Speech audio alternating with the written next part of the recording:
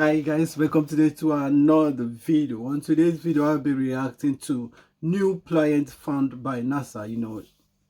We always have a new planet arising every day. Like, I think on a known time, we will just leave this Earth to a better place.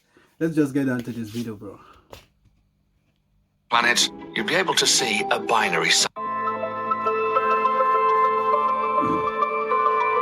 The Kepler telescope was built for one purpose: to look at a certain patch in the Milky Way in search of exoplanets.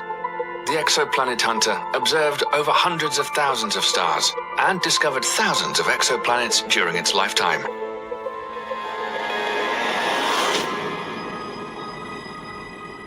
Liftoff of the Delta II rocket with Launched in 2009 as part of NASA's Discovery program, Kepler's job was to constantly scan a fixed patch of sky within our Milky Way galaxy to find planetary systems. At the time of the launch, it had the largest primary mirror ever sent into space, and it also had a 96 megapixel camera to process the light. Astronomers were interested in finding out just how many stars have planets orbiting around them, and how many of these extrasolar planets or exoplanets have conditions that are suitable for life to develop.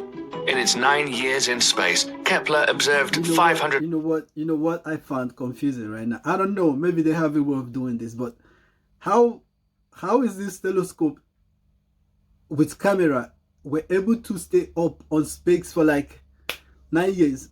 How are they fixing the battery, the charging, and how does it keep just running like that for over 9 years? I really don't know, bro.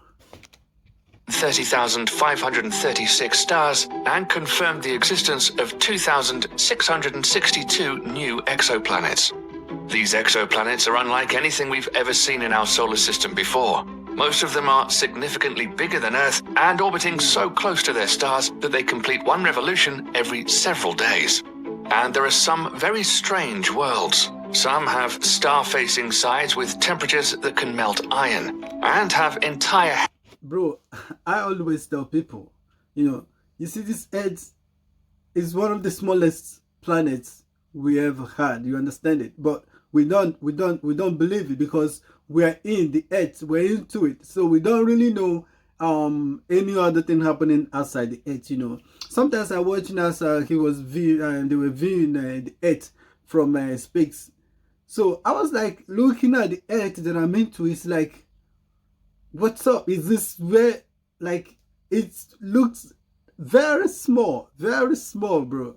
Believe me, this Earth is among the smallest planets we have. Trust me. Hemispheres covered with oceans of liquid molten rock. Other exoplanets the size of Jupiter orbit not one but two stars. If you were standing on the surface of one of these planets, you'd be able to see a binary sunset. But Kepler's legacy is that it successfully found Earth-sized worlds orbiting at a safe distance from their host stars inside what's known as a habitable zone or Goldilocks zone. This is where the temperatures are warm enough for water to condense on their surfaces, but not so cold that it will just freeze up entirely. Although being in this zone doesn't guarantee the existence of life, the presence of water is significant and the foundation of life as we know it.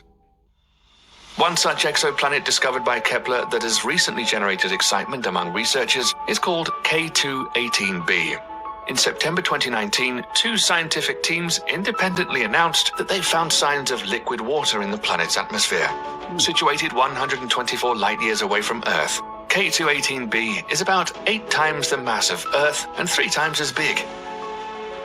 It orbits a main sequence red dwarf star called K2-18. A red dwarf star is the smallest, coolest star and by far the most common type of star in the Milky Way.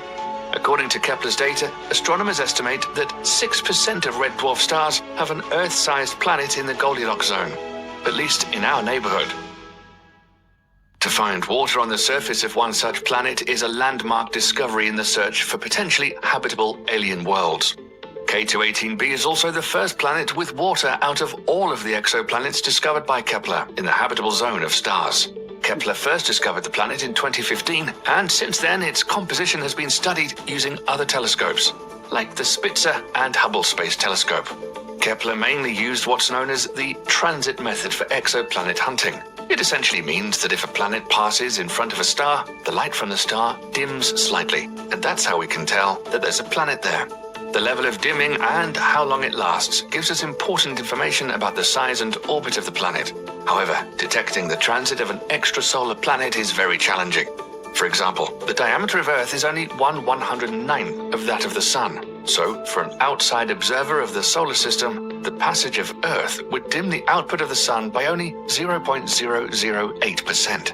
Kepler's cameras had to be sensitive enough to detect this minute change in the luminosity.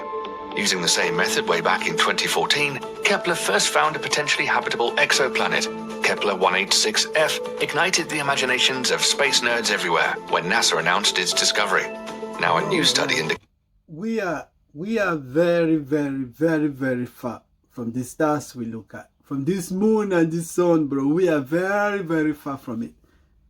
If Earth could come anything close, bro, we are screwed. Trust me.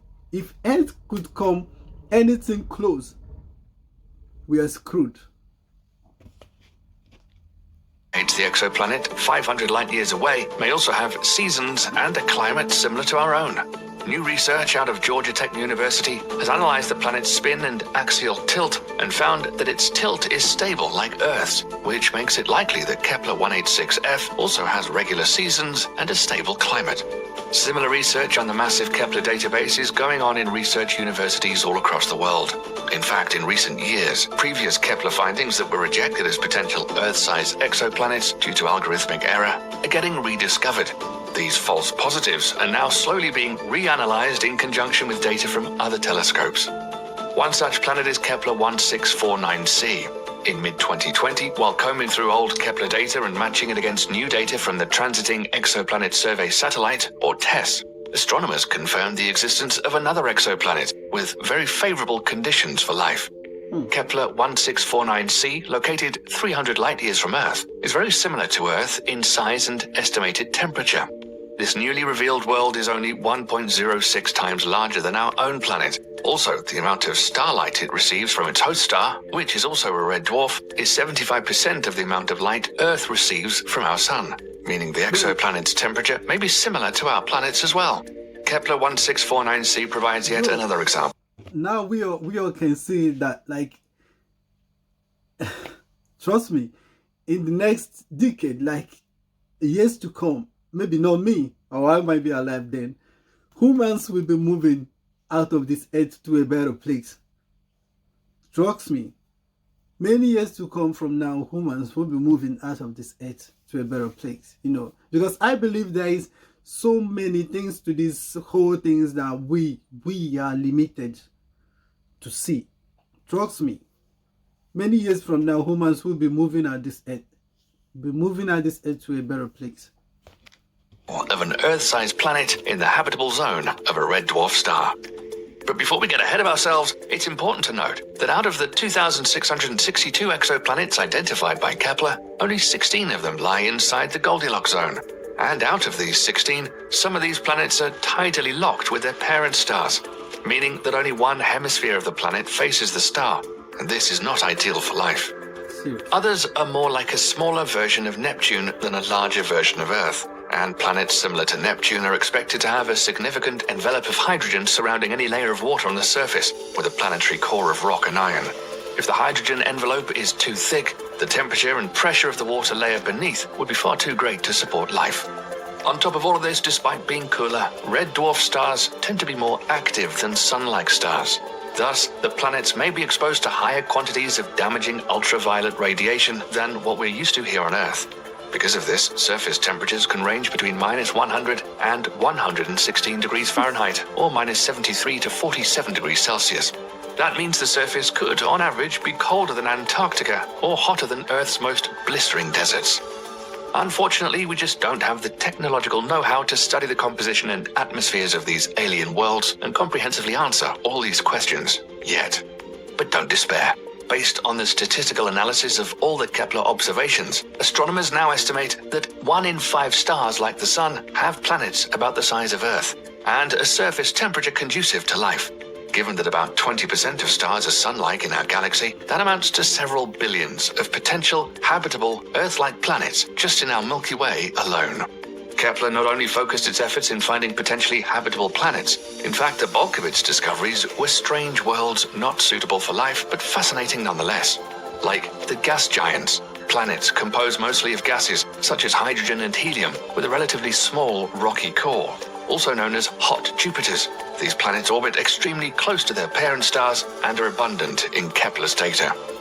One such fascinating... Bro, trust me, there's so many things unfolding, and we hope to see to the end of it. Thank you for watching Blazing Minds. Please make sure you hit the subscribe button. Subscribe, like. Love you.